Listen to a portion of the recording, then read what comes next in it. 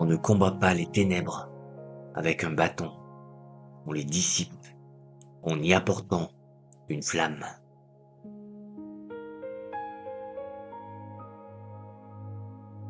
Laissez votre esprit remonter le fleuve du temps. Nous sommes en 1930. Le monde est à genoux. C'est l'époque de la Grande Dépression. Une époque où l'humanité, inquiète pour son pain et pour son lendemain, semble avoir perdu l'éclat de l'espoir. Les rues sont grises, les cœurs sont lourds. Pourtant, loin de cette agitation, au nord de la Californie, se dresse une citadelle de pierre et de glace, le mont Shasta. Ce n'est pas simplement une montagne. Pour ceux qui savent écouter la terre, c'est un vortex, un aimant gigantesque qui attire à lui les âmes en quête de vérité. Et c'est là, sur les flancs de ce géant endormi, que marche un homme. Son nom est Guy Ballard. Dans le monde des hommes, il est ingénieur des mines, venu expertiser le sol. Mais dans le secret de son cœur, il est un chercheur d'absolu. C'est lui qui, sous le nom de plume de Godfrey Ray King, nous a légué le trésor que nous allons explorer. Les mystères dévoilés. Ce que je m'apprête à vous confier n'est pas un roman, ni une fable tissée pour divertir l'ennui. C'est le témoignage vibrant d'une rencontre réelle. La rencontre entre un homme de notre temps et une conscience immortelle, le maître Saint-Germain. Pourquoi écouter ce récit aujourd'hui? Parce qu'il porte en lui une promesse immense, celle de vous rappeler qui vous êtes vraiment. Vous n'êtes pas ce corps fragile, ballotté par les vents du destin. Vous n'êtes pas cette argile périssable. Vous êtes le calice d'une énergie divine, d'une présence toute puissante qui attend, patiemment, que vous tourniez votre regard vers elle. Alors, si vous êtes prêt à voir au-delà du voile, commençons l'ascension.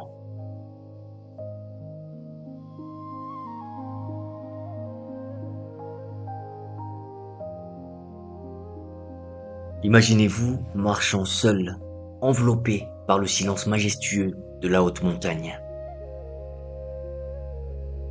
Là où le vent murmure les secrets des anciens âges. Godfrey, notre guide dans ce récit, se promène, cherchant simplement à étancher sa soif à une source d'eau claire. Il est fatigué, le corps lourd des labeurs du monde. L'esprit peut-être assombri par les nuages de l'époque. C'est dans cet instant de solitude, au détour d'un sentier, que le miracle se produit.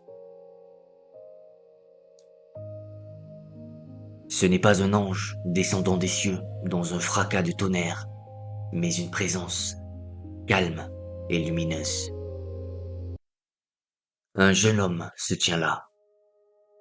Il ne porte pas les stigmates de l'âge ou de la souffrance. Il est l'élégance incarnée, une image de ce que l'homme devrait être, rayonnant, paisible, maître de lui-même. C'est lui, le maître Saint-Germain, bien qu'à cet instant, Godfrey ne voit en lui qu'un étranger bienveillant. L'inconnu tend la main. Dans sa paume apparaît soudainement une coupe. Non pas un verre ordinaire, mais un calice de cristal pur, taillé dans la lumière même. À l'intérieur repose un liquide étrange, crémeux, scintillant comme de l'or en fusion, mais sans la brûlure du feu. C'est de l'or liquide. Je vous invite à ressentir, ici et maintenant, ce que Godfrey a ressenti en portant cette coupe à ses lèvres. Dès la première gorgée, ce n'est pas simplement un breuvage qui descend dans sa gorge, mais un éclair vivant. Une énergie électrique et douce traverse tout son être. Imaginez la fatigue, cette vieille compagne de vos journées, se dissoudre instantanément comme la brume du matin, frappée par le soleil de midi. L'esprit de Godfrey ne s'endort pas, au contraire, il s'éveille. Ses sens s'aiguisent. Les couleurs de la forêt deviennent plus vives, les sons plus distincts. Il ne se sent plus comme un corps pesant tiré vers la terre, mais comme une conscience vaste, claire et incroyablement vivante. Ce moment est crucial, car il nous enseigne une vérité oubliée. Ce que Godfrey vient de boire n'est pas de la magie, c'est de la science divine. Ce liquide est de la substance lumière condensée. Comprenez bien ceci. Tout ce qui vous entoure, la chaise sur laquelle vous reposez, les murs qui vous abritent, et même votre propre corps, tout cela n'est que de la lumière qui a ralenti sa vibration pour devenir matière. Le maître Saint-Germain, par la pureté de sa pensée, a simplement rassemblé cette lumière universelle et l'a condensée dans cette coupe pour offrir la guérison. C'est ici que réside la grande leçon pour votre propre vie. Nous avons cru par erreur que nous étions esclaves de la matière, victimes de notre fatigue, de notre santé, de notre environnement. Mais écoutez la sagesse que Saint-Germain confie à Godfrey et qu'il vous confie à travers moi. La domination sur la matière, nous dit-il, est le droit de naissance de chaque être humain.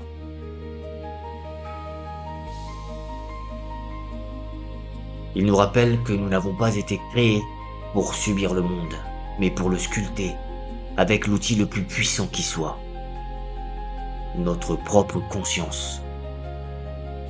Si nous avons perdu ce pouvoir, ce n'est pas parce qu'il nous a été retiré, mais parce que nous avons oublié, dans notre long sommeil, que nous sommes les fils et les filles de la lumière.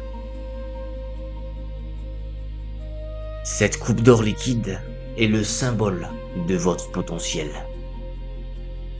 Elle vous rappelle qu'à tout moment, vous pouvez, par la clarté de votre intention et la pureté de votre amour, transformer l'eau fade de votre existence en un nectar divin qui nourrit l'âme et guérit le corps.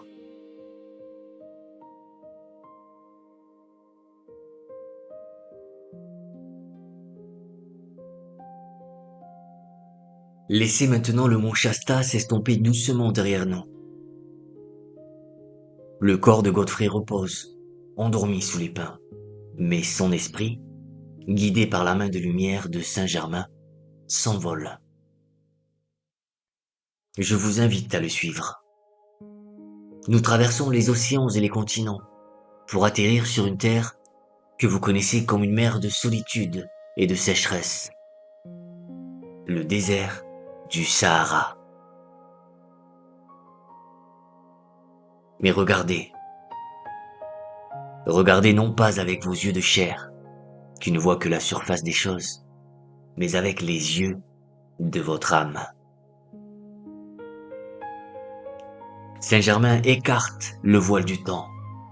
Il repousse l'horloge de l'histoire de 70 000 ans. Sous notre regard, le sable brûlant s'évanouit. La chaleur accablante se transforme en une brise parfumée.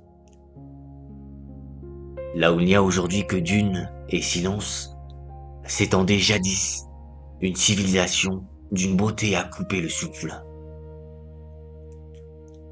Voyez-vous ces plaines luxuriantes? Elles sont parcourues de rivières chantantes et couvertes d'une végétation émeraude. Au centre, se dresse une cité impériale, un joyau d'architecture. Les bâtiments ne sont pas de simples abris, mais des hymnes à la beauté, faits de marbre étincelant et coiffés de dômes d'or qui reflètent la gloire du soleil. Des fontaines jaillissent partout, comme le rire cristallin de la terre heureuse. C'était un âge d'or, une époque où l'humanité vivait encore dans la mémoire de son origine. Pourquoi une telle splendeur a-t-elle disparu? Pourquoi le jardin est-il devenu désert? C'est ici que l'histoire de Godfrey devient notre propre miroir. Cette civilisation n'a pas été détruite par la main d'un ennemi venu d'ailleurs. Aucune guerre extérieure n'a abattu ses murs. La chute est venue du dedans.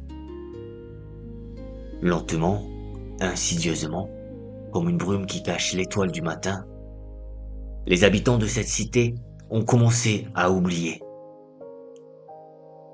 Ils ont détourné leur attention de leur présence divine intérieure, cette source de toute vie et de toute joie, pour se perdre dans les plaisirs éphémères des sens. Ils ont cru que le bonheur résidait dans ce qu'ils pouvaient toucher, goûter et posséder. En coupant le lien avec leur source intérieure, la lumière qui maintient cette perfection s'est retirée. Et quand la lumière se retire, l'ombre prend sa place. Et avec elle, la dissolution et l'oubli. Mais le voyage de Godfrey nous révèle un secret encore plus troublant et merveilleux. Alors qu'il observe les scènes de cette vie ancienne, il croise le regard d'un prince de cette époque.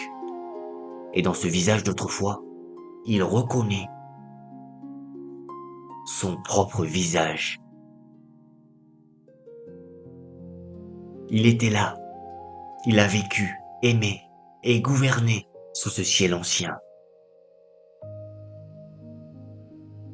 Comprenez-vous la portée de cette révélation?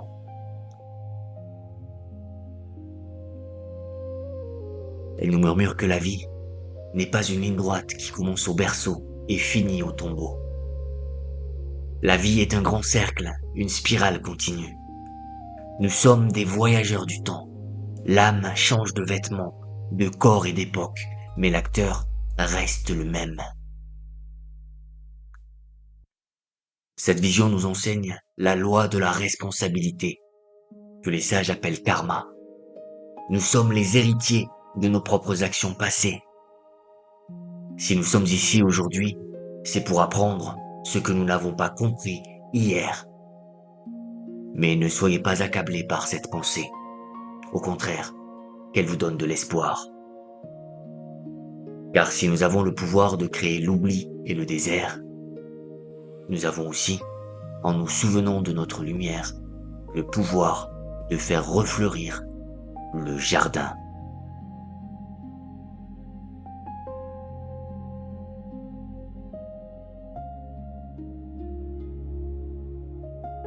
Revenons maintenant au calme de l'instant présent. Laissons les images des empires disparus retourner à la poussière pour nous concentrer sur le joyau le plus précieux que Saint-Germain offre à Godfrey et qu'il vous offre à cet instant même. C'est un secret caché à la vue de tous, dissimulé dans les mots que vous prononcez chaque jour. Ce secret tient en 2 mots. Je suis. Je vous demande de considérer ces 2 syllabes avec une attention nouvelle. Je suis. Ce n'est pas simplement une règle de grammaire pour commencer une phrase. C'est le nom de Dieu en action. C'est la signature de la vie qui bat dans votre poitrine. c'est la clé souveraine qui ouvre les écluses de l'énergie universelle. Le maître nous enseigne une vérité vertigineuse. Tout ce que vous ajoutez après ces deux mots devient votre réalité. C'est une loi immuable, aussi certaine que la gravité. Lorsque vous dites avec lassitude « Je suis malade »,« Je suis pauvre » ou « Je suis seul », vous ne faites pas un simple constat, vous donnez un ordre. Vous commandez à l'énergie pure de l'univers, cette énergie qui vous traverse sans cesse, de prendre la forme de la maladie, de la pauvreté ou de la solitude. Vous marquez l'argile vierge de la vie avec le sceau de votre propre limitation. Mais si le verbe est le moteur, votre attention est le gouvernail. Écoutez cette maxime comme si elle était gravée sur les murs de votre cœur. Là où est votre attention, là vous êtes. Ce sur quoi vous portez votre attention, vous le devenez.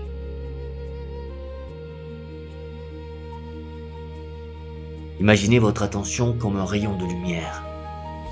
Si vous la braquez sans cesse sur vos problèmes, sur la cruauté du monde ou sur vos peurs, vous nourrissez ces ombres. Vous les invitez à dîner à la table de votre âme et elles finissent par vous dévorer. Nous devenons ce que nous contemplons. C'est pourquoi la maîtrise de soi n'est pas une contrainte, c'est la voie royale vers la liberté. Saint Germain nous met en garde avec une infinie douceur. La colère, la critique, la peur et la jalousie ne sont pas de simples émotions passagères. Elles sont comme de la boue jetée dans une source cristalline. Elles encrassent votre canal intérieur, empêchant la lumière pure de votre présence de couler à travers vous pour résoudre vos soucis. Je vous invite donc à la vigilance. Soyez le gardien de la porte de votre esprit. Ne laissez plus entrer les pensées qui vous blessent. Lorsque la tempête des émotions gronde, rappelez-vous que vous avez le pouvoir de dire « Je suis la paix ». En affirmant votre divinité plutôt que votre souffrance, vous ne niez pas le monde, vous le transformez. Vous redevenez le maître de votre maison, serein et invincible, ancré dans la lumière qui ne faillit jamais.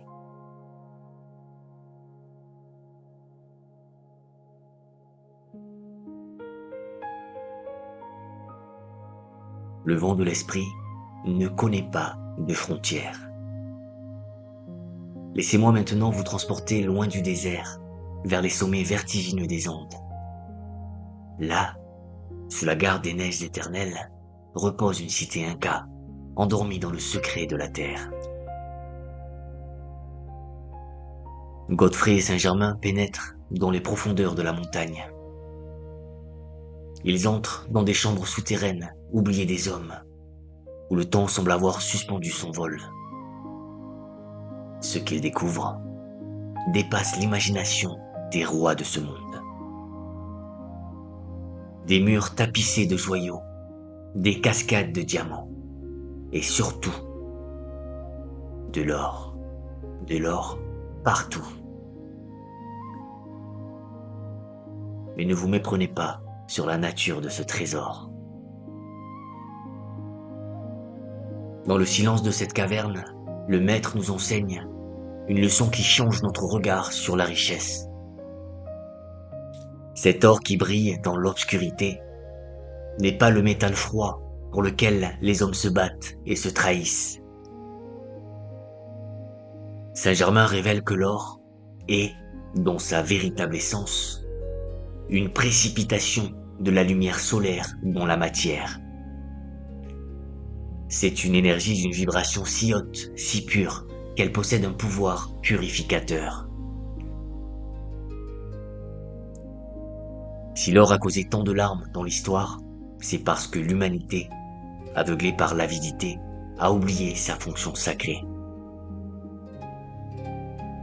Nous avons fait d'un conducteur d'énergie divine une simple monnaie d'échange. Mais ici, dans le ventre de la montagne, il rayonne de sa véritable intention. Élever la vibration de la terre. Pourtant, le plus grand trésor que Saint-Germain dévoile ce jour-là n'est pas fait de métal précieux. C'est un don invisible, un outil de liberté absolue, la flamme violette consumante. Imaginez un feu, non pas un feu qui brûle et qui détruit comme celui de nos forêts, mais un feu spirituel, doux et frais. Une lumière liquide de couleur violette, capable de passer à travers vos souvenirs, vos erreurs et vos peines. Nous portons tous des fardeaux. Nous traînons tous derrière nous la lourde chaîne de nos actions passées, ce que l'Orient appelle le karma. Nous pensons souvent devoir payer nos erreurs par la souffrance, œil pour œil, dent pour dent. Mais la flamme violette est la grâce qui transcende cette loi de fer. Saint-Germain nous dit que cette flamme a le pouvoir de dissoudre la cause et l'effet de nos ombres, sans que nous ayons à les subir physiquement. Elle agit comme un puissant solvant divin. Elle ne juge pas, elle nettoie. Écoutez cette promesse comme un chant de guérison pour votre cœur. Ce feu sacré ne brûle rien d'autre que l'imperfection. Il nettoie, il transforme et il élève tout ce qu'il touche dans la pureté de la lumière.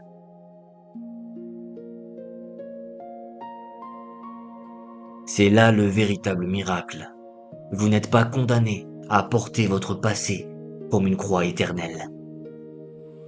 Par l'usage conscient de cette flamme, en l'appelant dans votre cœur, vous pouvez transmuer la boue de vos regrets en or spirituel. Vous pouvez effacer les cicatrices de l'âme et retrouver l'innocence de votre origine. C'est une alchimie intérieure, offerte à quiconque ose croire que la miséricorde est plus forte que la faute.